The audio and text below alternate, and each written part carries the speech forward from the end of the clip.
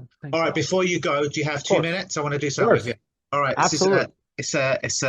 it's a mind reading thing. All right. Oh yeah, I love this stuff. I know you do. You have a ring on you that you can take off? Yeah. All right. So take off your ring and listen to my instructions. Put your hands behind your back. And now I want you to think of any number. But before you do that, I'm going to say if you think of something like a million, you have to pass the ring from each hand. So you probably don't want to think of something extraordinarily high, but think of any number you want. But take into account you're going to pass your ring back that amount of times. You don't need to tell me the number, but just when you've chosen a number, let me know. Okay, done.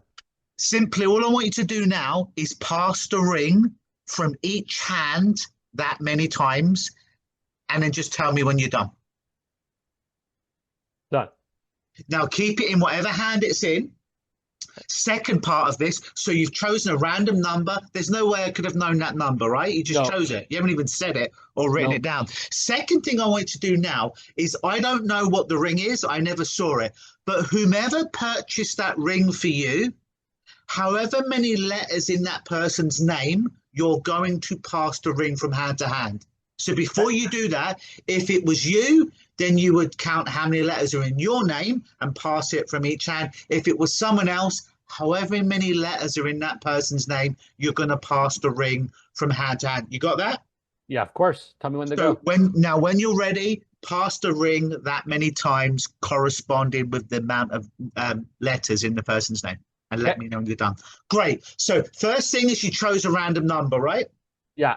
Second thing is, I don't know who got the ring for you. It could have been you. It could have been Amy. It could have been anyone. And now using that memory, you've passed the ring that many times, yeah? Yeah.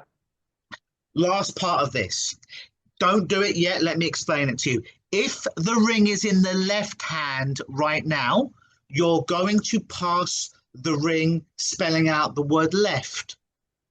If the ring is currently in the right hand, you're going to spell the word right that many times. Got it? Mm-hmm.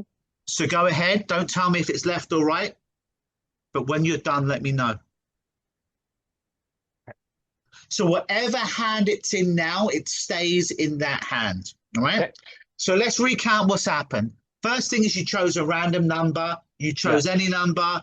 I don't know what that number is, right? Can't know what it is. Right. Second thing is I don't know who bought the ring for you. Could have been you, Amy, anyone.